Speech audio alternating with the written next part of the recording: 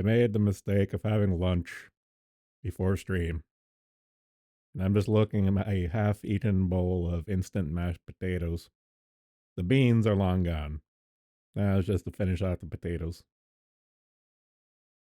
And then I'm going to take a nap.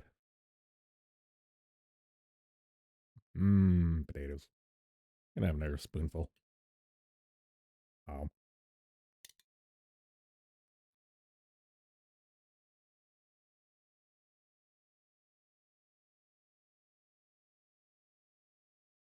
Delicious.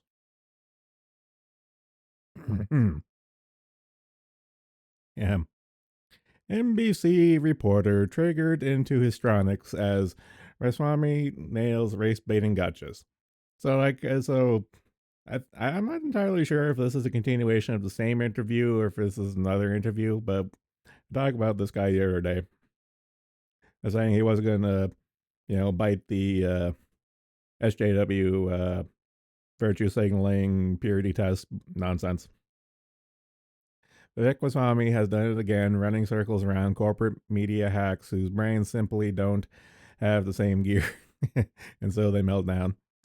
In a nutshell, the media has been trying to corner Ramaswamy over a viral exchange with a black pastor in Iowa in which he rejects the premise of so-called reverse racism is acceptable and suggests that America, while not perfect, was at the cusp of healthy race relations until the left started aggressively pushing DEI on the basis of structural racism in America. Now, this here shit happened long before, long before ESG, DEI, and all these other acronyms came along. Because say what you want, the 90s, to the early 2000s was a golden age of race relationship in that no one gave a fuck. It was particularly like the late 90s, early 2000s was literally poll meetup, left, right, and center. Everyone was racist against each other, and we liked it, and we all had a good time.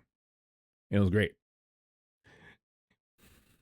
But then these chuckle fucks come along and make it their entire reason for existing, like the latest communist craze of destabilization and normalization, to subvert the hegemony that is America. And fuck these guys. This caused a reporter in the Washington Post to demand Ramaswamy pledge fealty to condemn white supremacy, which Ramaswamy spent the next minute or so eviscerating her surgical precision. Yeah, this is the one we covered the other day. Now, okay, so this here is a completely different interview. NBC News' Dasha Burns has become the latest pundit to challenge Ramaswamy over white supremacy, and it didn't work out as she expected. Let's talk about white supremacy and what happened last night for a moment. When you were talking to reporters last night, you called the white supremacy a myth, said Burns. Knowing Ramaswamy didn't know who white supremacist mass shooter Dylan Roof was, which Ramaswamy replied, "Look, I said this last night. Invidious racial discrimination is wrong no matter how it happens. But if a Washington Post reporter asks me, almost like a catechism, do you denounce white supremacy? It's incumbent on us to define what white supremacy is, and then asking, do you believe punctuality is a vestige of white supremacy, Dasha? Because if you don't, then you have a disagreement with many of those who are defining those terms. Or the written word, he continued, pointing out yet another example of DEI absurdity considered rooted in white supremacy. Or nuclear family. These aren't my words. These are the words of intellectual proponents from Ibram Kendi to Ayanna Pressley's to BLM that have said these vestiges of white supremacy. So you don't have it both ways. You can have it an honest discussion. This triggered Dasha, real name Christina. Okay, I have questions about that. But we're going to move on. Who suggested Ramaswamy was floating a straw man argument? You brought up Jussie Smollett, she retorted, to which Ramaswamy replied, Jussie Smollett was the hottest thing in the news back in the back of a fake attack on him that we have to contend with. The two accused each other of cherry picking examples, black on black crime. Ramaswamy then sent Dasha reeling when he said, more black on black crime. If you really care about actual crime against black Americans, let's get to the root cause of it, the inner cities of this country. Yeah. Agreed.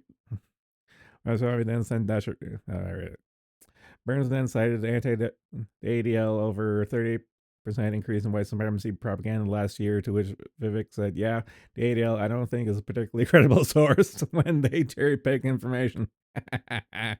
Ooh, going for the throat. Burns then asked, exasperated, so who are we supposed to look to when we're talking about this? To which Ramaswamy replied, I would suggest there's a 2x2 table of federal law enforcement data, which you could say maybe we shouldn't believe that either, but look at black on Asian crime, black on Asian crime, black on white crime. To which Burns exploded word salad of talking points. I'm not going to watch because I only have so much patience for this shit. Someone called 911 has been murder. This guy's not going to go anywhere as far as the presidential bid goes, but for the moment now, he's very entertaining. Let's see. Scientists detect spike protein from COVID vaccination in long COVID patients. What a shock. Scientists in a new paper detect the spike protein in the bloodstream of people with long COVID 2 months after infection and COVID 19 vaccination, suggesting that spike protein may persist in the body much longer than previously predicted and does not remain at the injection site. And these chuckle fucks want to make self replicating doses now. We covered this before. They want to have it self replicating. And these proteins not going away, and traveling throughout your system and stuff is coming out with a shit ton of issues, and they want to have more of it. Fuck them. He is fucked. Let's see. A study published in December 27th in the European Review of Medical and Pharmacological Sciences. I can't talk. I'm very stuffy. Found vaccine spike protein in 2 patients at least 2 months after receiving their second dose of COVID 19 vaccine, viral spike protein in one subject who previously recovered from the infection, a cohort of 81 patients with long COVID syndrome. Samples gathered from the unvaccinated control group were negative for spike protein. What a shock. The control group actually worked. I'm sure they're probably but I'm sure they're probably well better off for it now, too. The study, in agreement with other published investigations, demonstrated that both natural and vaccine spike protein may be still present in long COVID patients, thus supporting the existence of a possible mechanism that causes the persistence of spike protein in the human body for much longer than predicted by early studies. The devil, you say? Although U.S. regulatory agencies claim vaccination against COVID 19 can reduce risk of developing long COVID, some research suggests a condition may be caused by an immune overreaction to spike protein in COVID 19 vaccines used to induce antibodies. In a February 2023 study published in the Journal of Medical Virology, researchers examined the levels of spike protein and viral RNA circulating in patients hospitalized for COVID 19 with and without long COVID. They found spike protein and viral RNA were more likely to be present in patients with long COVID. The patients with long COVID, 30% were positive for both spike protein and viral RNA, whereas none of the individuals with long COVID were positive for both. Curious. The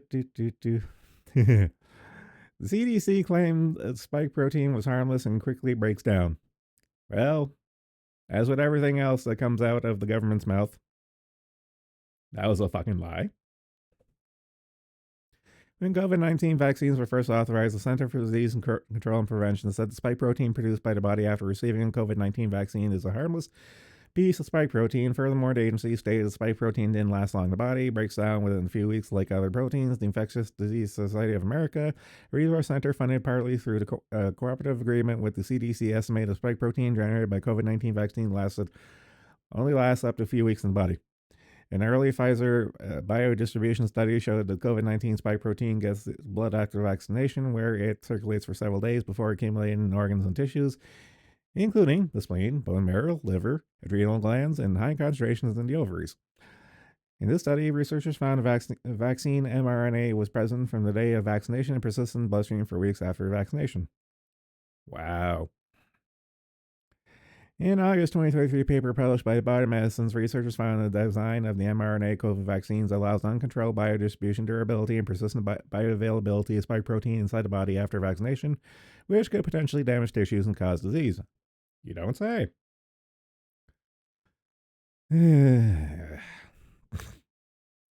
The study group included 20 subjects who received 2 doses of mRNA COVID 19 vaccine, 20 who were unvaccinated and tested negative for COVID 19 or antibodies indicating they had previously been infected. In the control group, 20 unvaccinated participants who tested positive for COVID 19. Researchers detected the specific fragments of spike protein in about 50% of the subjects who received mRNA vaccine, 69 to 187 days following vaccination. All samples from the unvaccinated control group were negative, including 20 individuals who had tested positive after contracting COVID 19. In a January 2023 study published by the Journal of Pathology, Microbiology, and Immunology, researchers found full length or traces of SARS-CoV-2 spike mRNA in some patients' samples up to 28 days after COVID 19 vaccination, indicating prolonged spike protein production and the potential for a continuous immune response in some persons. This is a bad thing. This is something they said that wasn't going to happen. And yet it did. And continues to do so. A study published in March 2022 in Cell found vaccine mRNA in lymph nodes on days 7, 16, and 37 following vaccination. Immunohistochemical staining for spike antigen in mRNA vaccinated patient lipid and nanoparticles in some individuals show spike protein antigen was still present as late as 60 days following a second vaccine dose. A November 2021 study in Journal of Immunology found exomes express spike protein 14 days after vaccination with mRNA COVID vaccines. Level of spike protein increased following booster doses. Duh. Suggesting the amount of spike protein in the body increases with subsequent vaccination. This is a bad thing. A 2021 study in clinical infectious disease led by researchers at Birmingham Women's Hospital and the Harvard Medical School found circulating SARS-CoV-2 proteins in plasma in participants vaccinated with Moderna's COVID-19 vaccine. Spike protein was detected in blood plasma as early as 1 day following the first vaccine dose. I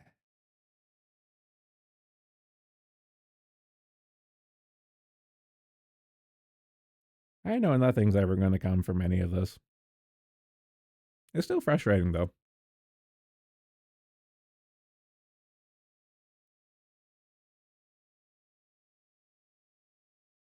Okay, this here gave me a good chuckle.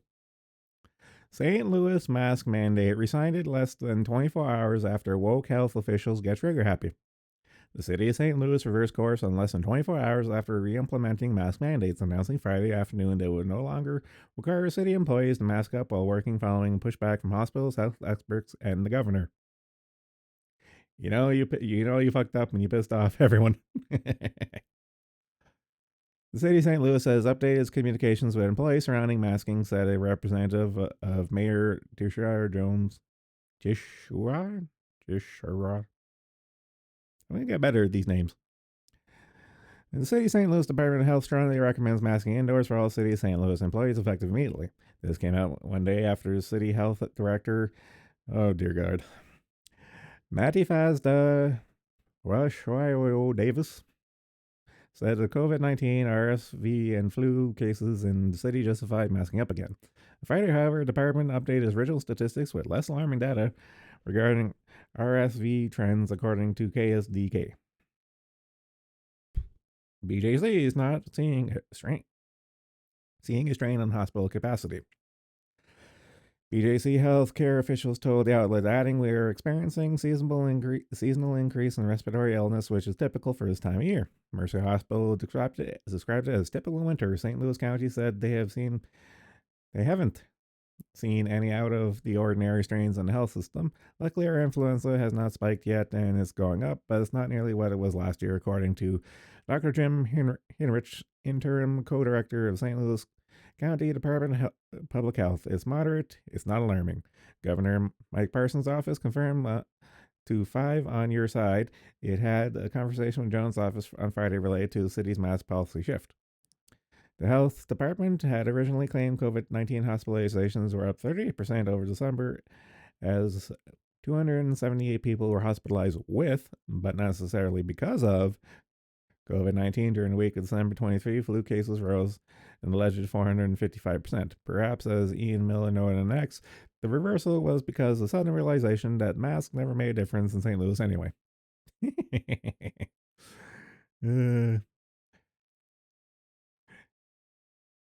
I still remember the initial wave of COVID-19 when it first made the rounds back in 2020.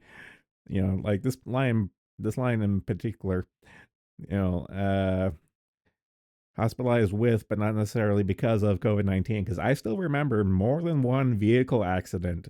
People who died, like in car crashes, motorcycle crashes, got the told and reported that they died from COVID-19, even though they died in car accidents, but they were tested positive for COVID-19, even though they got like a tire through the head.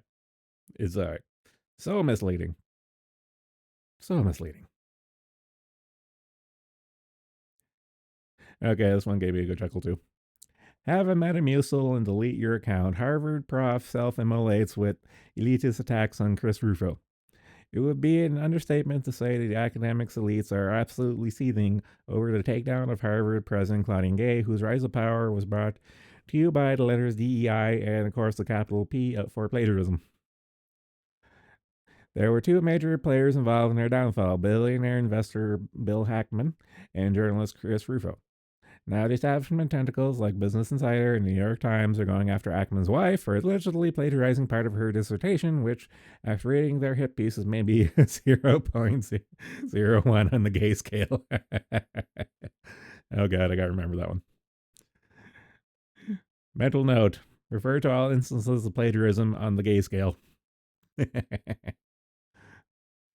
They're also coming after Rufo, who of course, and they aren't sending the best. On Thursday, Harvard professor of, and I quote, Government and African American Studies, Jennifer Hochschild, implied Rufo had stolen valor by claiming he was a Harvard alum because he went through Harvard's extension program as opposed to their graduate program.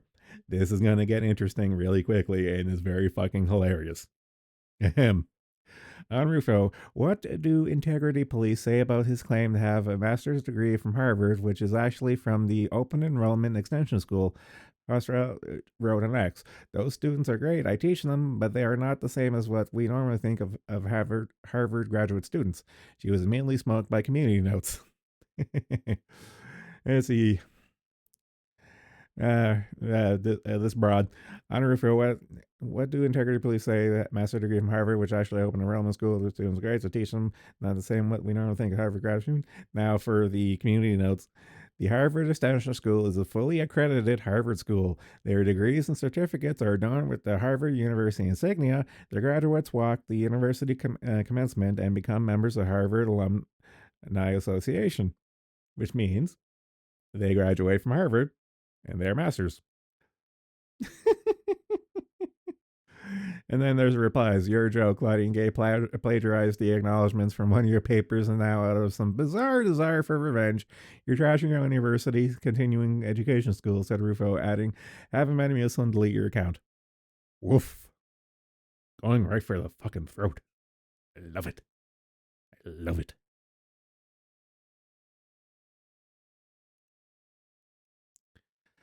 If what Harvard elites are saying about the extension program are true, then I think you and every other graduate has a class action lawsuit on your hands. One user suggested, adding, they sold you a bill of goods, billed your program as an extension of Harvard, charged you an exorbitant fee, and then turn around and say it wasn't really Harvard. Yeah, that's kind of a linchpin. It's like, is this the hill you really want to die on? Really?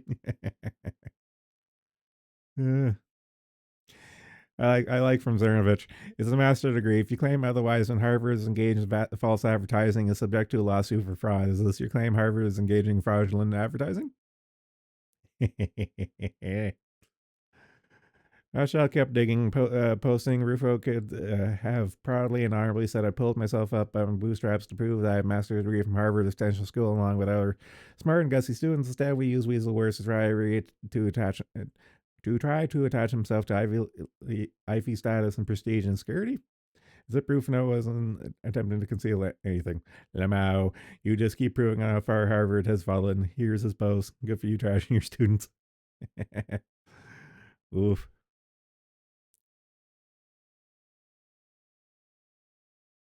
Every word makes sense when viewed through this lens. Oh, God. So a rude, crude Harvard Extension guy who didn't go to Harvard brought down the Harvard president over fierce objections of the Harvard board and Harvard establishment. Well, what does it say about Harvard establishment? Good point. This is a professor at Harvard. If she has a problem with the way Harvard hands out degrees through its extension school, she should have said so before or resigned. Instead, she just reveals herself as Margaret Tooman of academia. Oh, ooh, ooh, ooh, that's savage. Oh, God. Okay, so this is actually ongoing. White House wasn't aware for days that the Defense Secretary Austin was hospitalized. Earlier throughout the day, there was significant rumors the uh, president, that Pentagon Chief Lloyd Austin had been in hospital for days. No one knew it. Surprisingly, even at the White House, apparently, and at the moment of U.S. embroiled in running conflicts and proxy wars in Ukraine and Middle East. This is a worrisome development which has huge implications for the Biden administration. Just added to the fucking pile at this point. And White House competency and issues of transparency. Ha. Not only has Austin's hospitalization now been confirmed, but CNN's reporting late Saturday President Biden was in the dark almost the whole time. In other news, water is wet. President Joe Biden was not aware for days that Secretary of Defense Lloyd Austin was hospitalized, a source familiar with the matter told CNN. National Security Advisor Jake Sullivan ultimately informed Biden late Thursday afternoon, soon after Sullivan himself learned Austin had been hospitalized. The source said Austin was admitted to a hospital on New Year's Day due to complications from an elective surgery. Pentagon announced hospitalization Friday. Austin issued his first statement Saturday, 5 days after being admitted to the hospital, saying he could have done a better job notifying the public. Oh, goodness. All this was ultimately confirmed by a statement from the hospitalized Secretary of Defense himself, who said early evening Saturday, I recognize I could have done a better job ensuring the public was properly informed. I commit to doing better. Austin continued to regard his growing scandal of transparency, but this is important to say. This was my medical procedure, and I take full responsibility for my decisions about disclosure. The statement continued. The defense secretary was at the Walter Reed National Military Medical Center and now says he's on the mend. He was hospitalized and thus out of commission, had a Pentagon for nearly 4 days. Global superpower, everyone. CNN underscores senior admissions officials said they were shocked to learn Austin's hospitalization and that the delay in informing the White House. The initial procedure, which led to complications, has been deemed minor, but the situation worsened into a serious medical event based on undisclosed complication. The scandal may cause the constitutional implications given the White House appointed civilian head in the military was person non grata and the commander in chief didn't know so much about it. Yep. Everything is perfectly fine. Don't worry about it. In other news of water being wet, lab leaks have increased by 50% since COVID pandemic report. The Telegraph reports they found 50% increase in leaks and accidents in laboratories in the UK. So this is all in the UK. Since the outbreak of COVID in 2020, warning potentially catastrophic consequences in the future.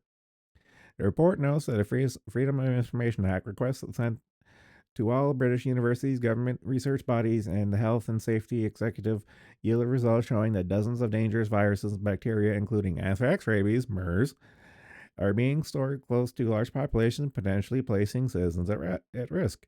The investigation also found that since January 2020, there have been 156 reports of lab leaks or accidents, around 42 per year. That is a rise of 50% on the years between January 2010 and December 2019, where 286 incidents were recorded in total, approximately 28 a year. 70 incidents recorded since 2020 include a worker dropping plates of Mycobacterium tuberculosis, the bug responsible for TB, at a former Public Health England lab at Heartlands Hospital in Birmingham. At the same lab, a worker was pricked with a needle containing HIV, human T cell lymphotrophic virus type 2, and Candida albicans. Goddamn. And yet people are like, oh no, COVID-19 totally didn't come out of the Wuhan virus uh, building. where China has like zero safety culture, and shit like this is happening in allegedly a developed nation with actual security measures. I put big air quotes on this. At our facilities, avian flu leaked from a cracked sample tube. An accident involving the bacteria responsible for life threatening sepsis was recorded, and a worker was stabbed by a needle containing the vaccinia virus similar to smallpox. And our lab workers lost a mouse that had been genetically modified. The Telegraph notes that not all incidents were disclosed because some biological agents involved are listed in the Terrorism Act. That's comforting. It's like, yeah, for national security reasons, we're not going to release the information of some of these details because it falls under the Terrorism Act. What the fuck? American molecular biologist Richard H. Enbright, who had been vocal regarding his opinion the COVID pandemic was a gain of function lab leak, further highlights several terrifying quotes from the Telegraph report. The HSE, which had to be threatened with the contempt of court by the Information Commissioner's Office before it released the data, said it could not disclose full details of the incidents because some of the biological agents are listed in the Terrorism Act. David Harper, former Director General in the UK Department of Health, accidental breaches in laboratory biocontainment can have potentially catastrophic consequences. The accidents that are reported today without doubt provide an underestimate of the true scale of the problem. This is true. And no matter what we're talking about, what you see on the surface of what gets reported is just the tip of the iceberg of everything that doesn't get reported. And it doesn't matter what industry you work in. This is the way that the real world works.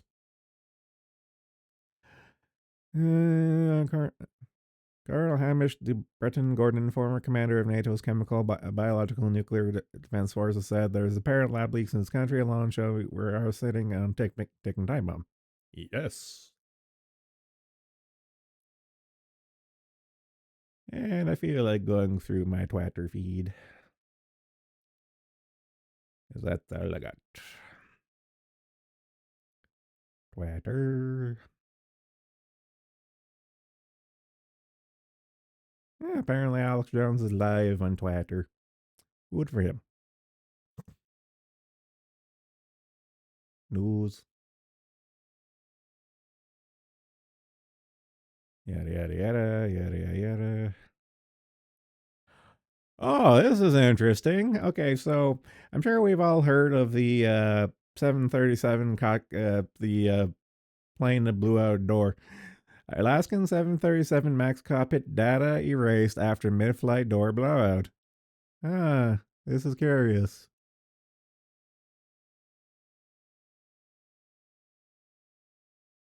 National Transportation Safety Board Chair Jennifer Homendy said that the cockpit recording data in the Alaskan Airlines Boeing 737 MAX 9 jet, which lost a fuselage panel that triggered the sudden decompression event near Portland Friday, won't be retrieved because the data was erased.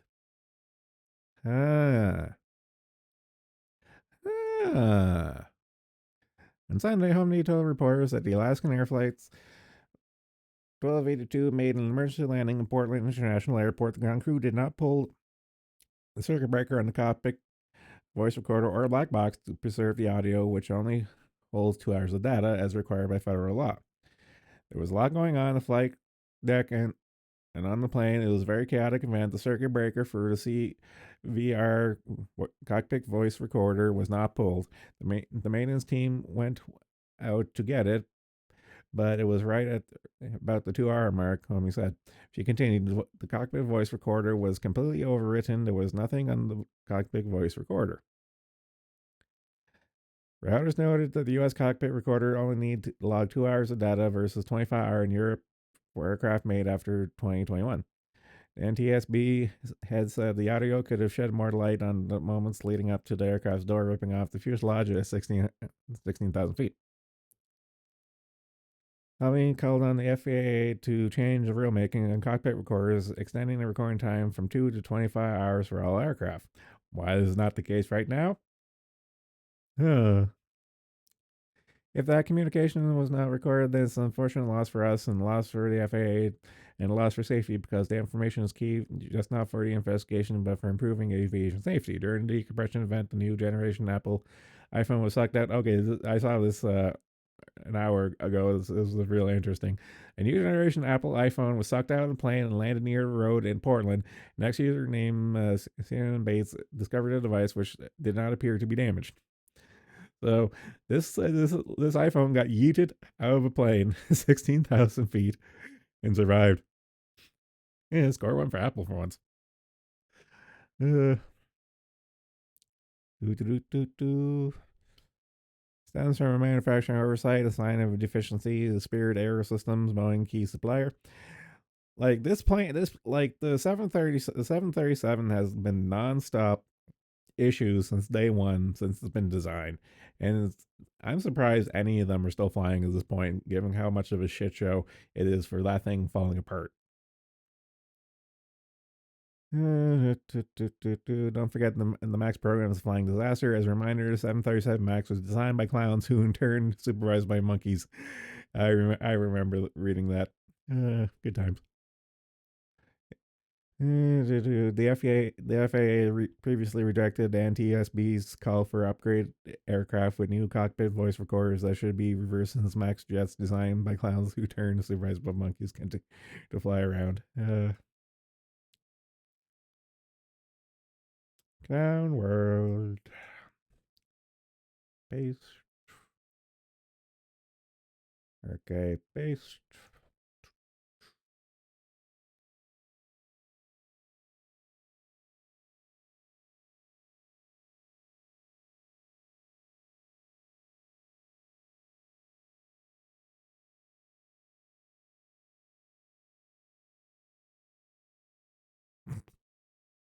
This is why no one likes cyclists. It's like, yeah.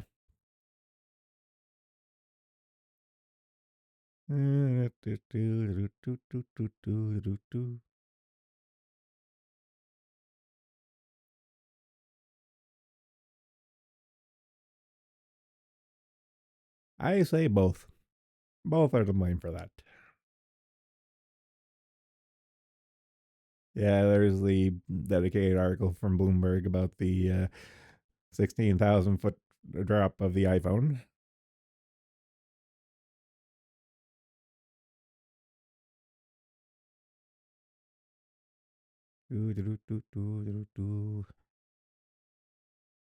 Okay, I find this one interesting.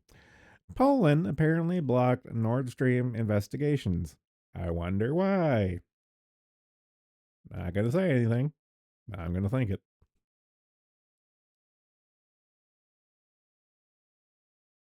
Okay. I'm not going to open this, but I'm going to just mention Biden admitted to tear down William Penn statue from the site of his home to replace it with Native American monument. Here's why it's particularly ironic. The TLDR for that there is that William Penn actually increased and improved Native American relations during his time. And a bunch of the tribes were also part of the uh, inauguration ceremony of the statue and stuff. So he improved native relations, and they were all on board with this here.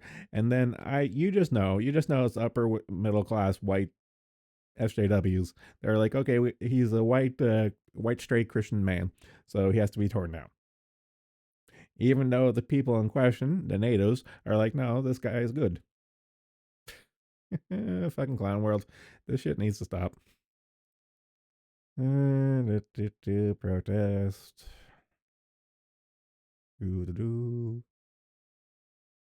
Okay, this is disgusting. The UK is implementing state sanctioned sexual assault. They allow male police officers with a fetish for dressing up as women to strip search women. Madness. Yes. Yep.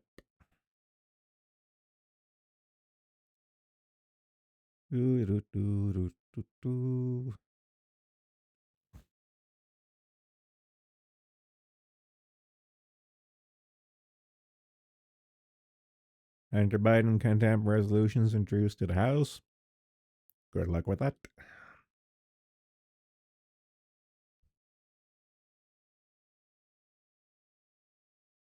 Ooh, ooh, ooh, ooh, ooh.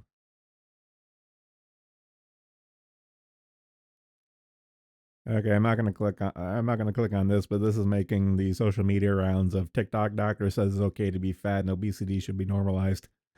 It's like, not in my tax dollars. It shouldn't. You fuckers.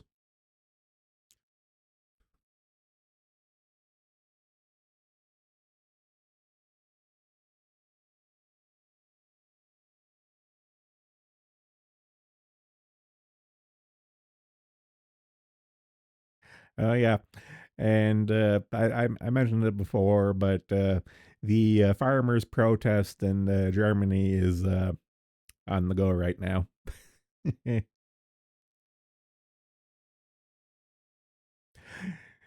Part of me wonders why the German government hasn't given the goose stepping marching orders to John Deere to remotely shut down all their tractors, because you know they can. Uh,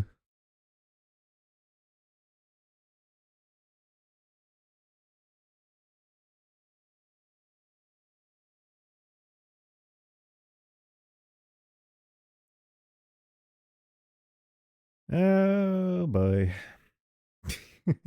Top frequent flyer award. Slick Willie, never change.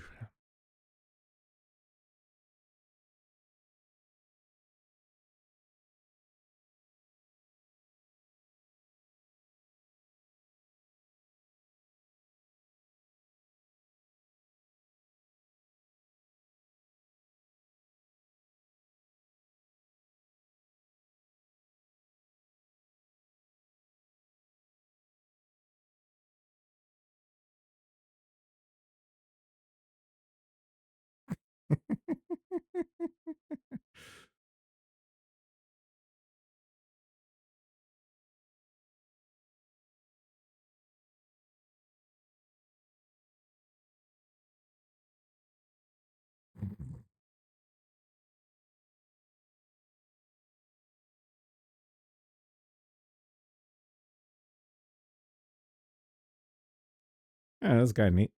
A farmer in Kentucky found over 700 coins from the Civil War era buried in his cornfield. 18 of the coins are expected to sell for over $100,000 each at auction. Good for him. And hopefully his local government doesn't eminent domain his fucking farm. Because that wouldn't be the first time that shit has happened.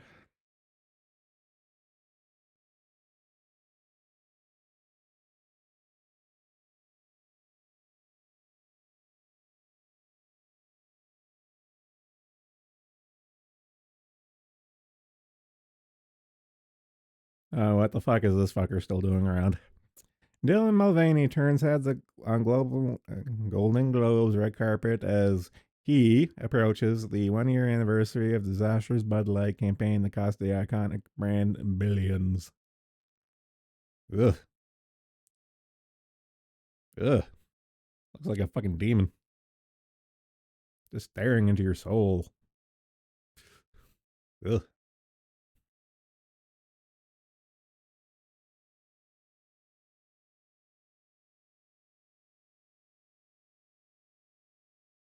Okay, this is actually pretty good. Police union boss Rainier Welt praised the farmers' protests. All attempts to criminalize our farmers and push them into the right wing corner have failed. So the cops are siding with the farmers. So this is fingers crossed, white pill moment. But again, it's Germany, so who fucking knows?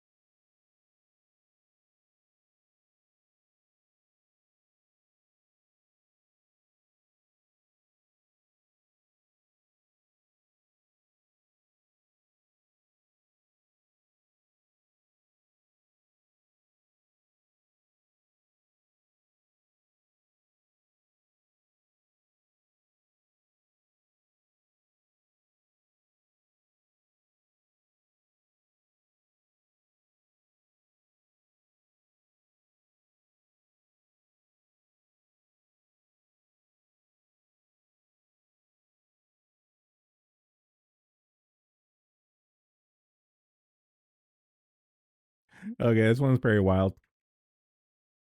People thought some form of mysterious fog had suddenly appeared in South Korea. Turns out it was a gas leak from the gas station and soon exploded. Somehow none of the drivers seen the video lost their lives. And that's what I'm gonna go with. Boom.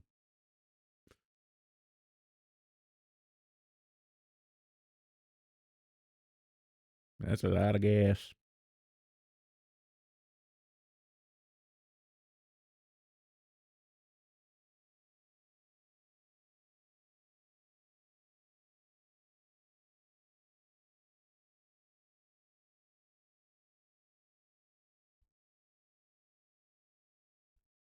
Okay, that's pretty cool. Indianapolis homeowner says he killed home intruder with Perp's own gun. That's some Giga Chad energy right there. Mm-hmm.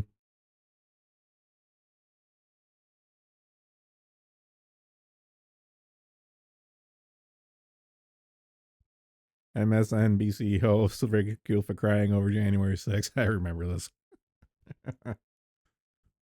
Fucking soy.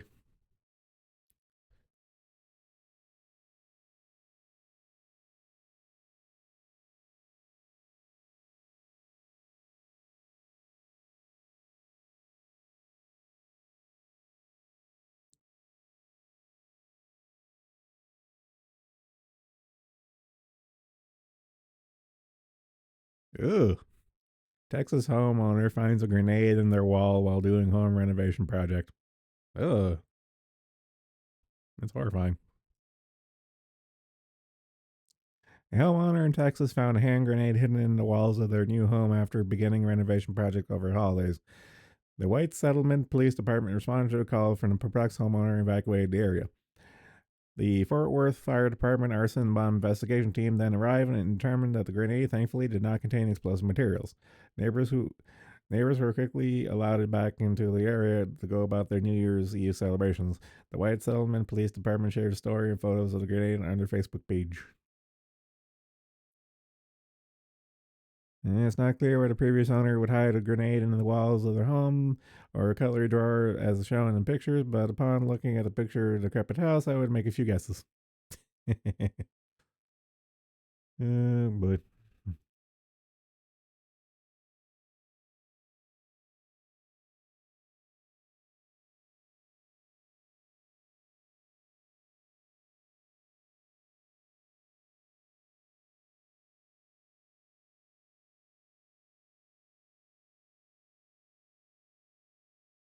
for those who didn't watch the Zero Hedge January 6th debate, the highlights are out, and they're worth a watch because the whole thing was one giant shit show, and I loved it.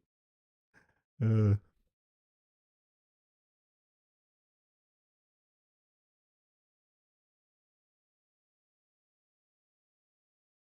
okay, fuck these people. Anti-Israel protesters threaten an elderly Canadian couple out ice skating in Toronto. There's a wave of anti-Semitic hatred rolling over Canada at the moment, and the authorities are doing nothing about it.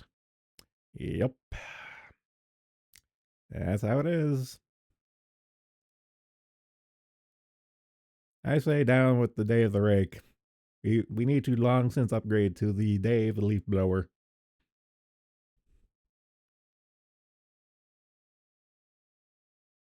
That's cute.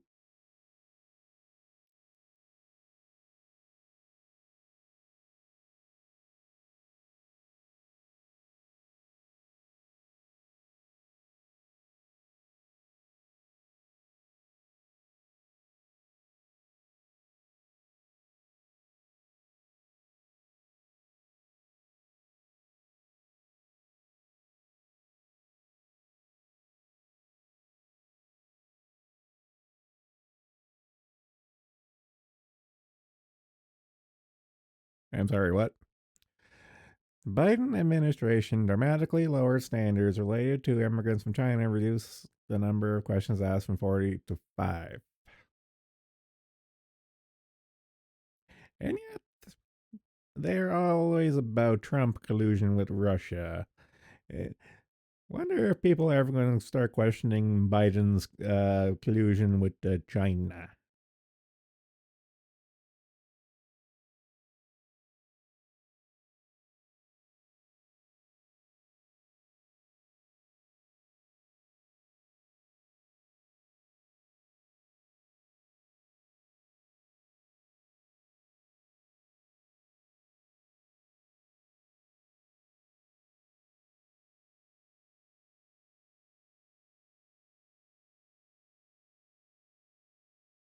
Oh. Okay, this is infuriating. In Canada, patriotic truckers get their bank accounts frozen, but pro-Palestinian protesters blocking a Jewish community get hot coffee delivered them by the police. Fuck the government.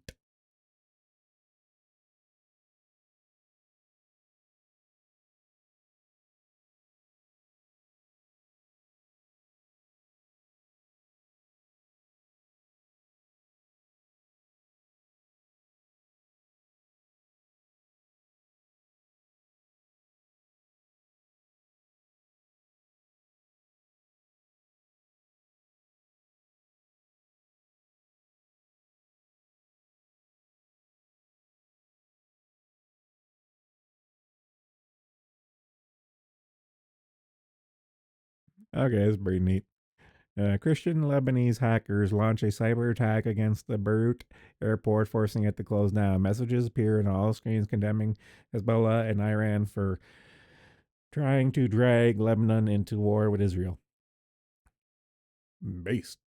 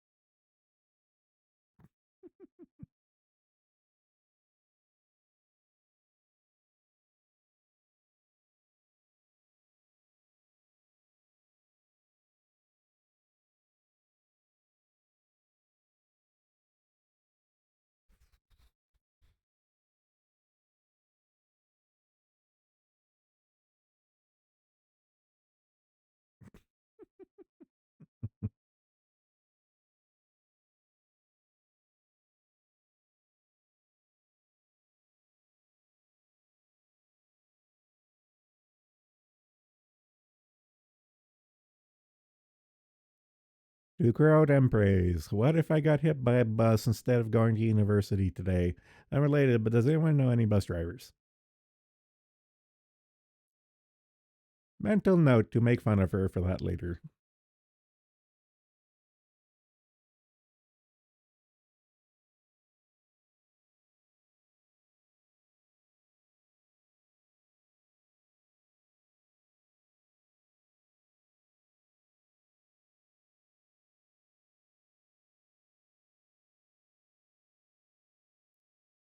Okay, we should stop abortions. You want to rape me? What? If you want to imprison me and put me in a costume and have high status men impregnate me? What?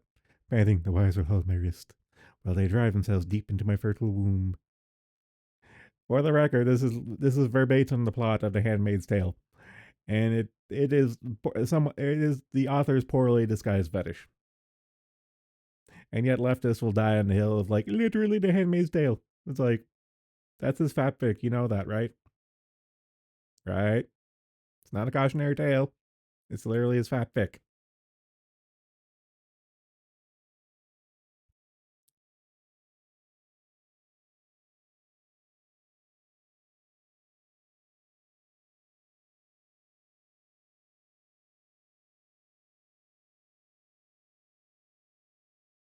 Name one thing from your childhood the kids these days wouldn't understand.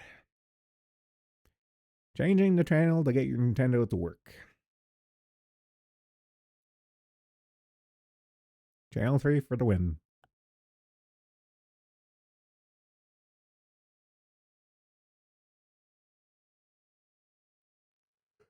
Ooh.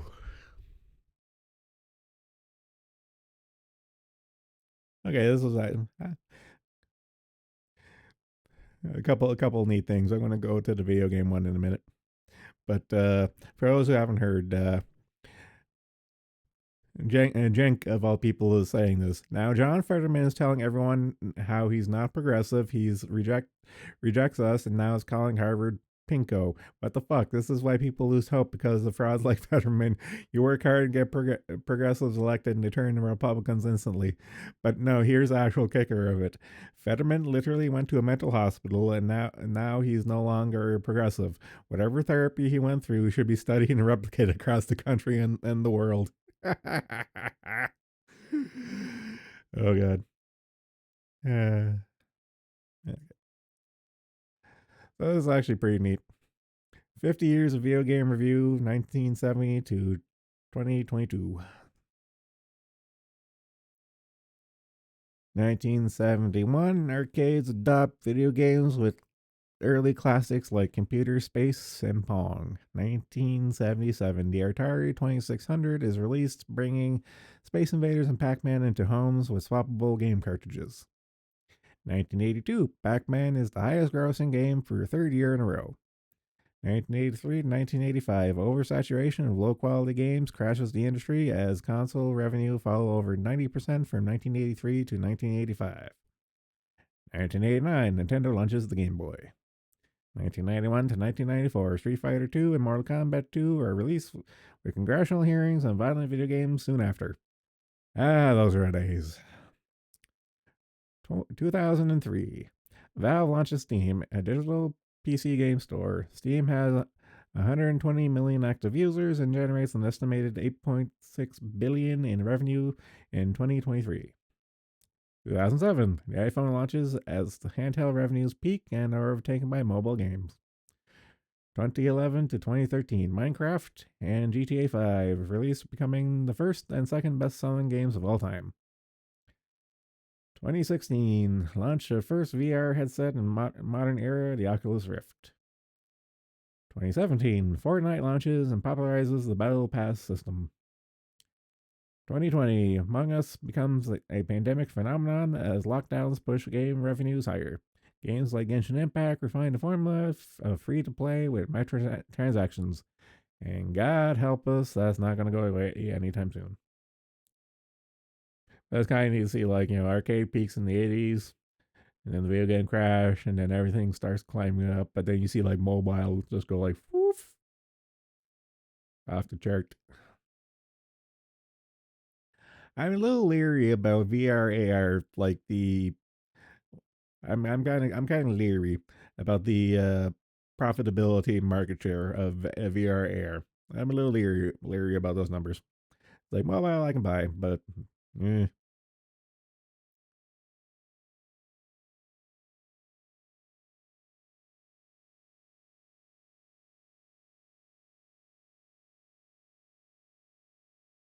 Copy paste.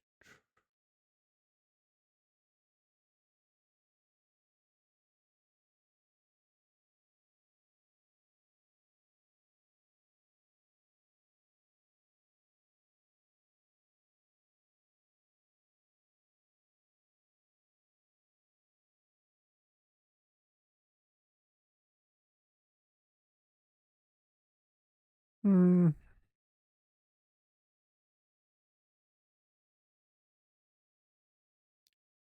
I think that's gonna be about it. I'm gonna finish my potatoes and go take a nap. I'm gonna call it there. Thanks for coming. Take it easy. Later.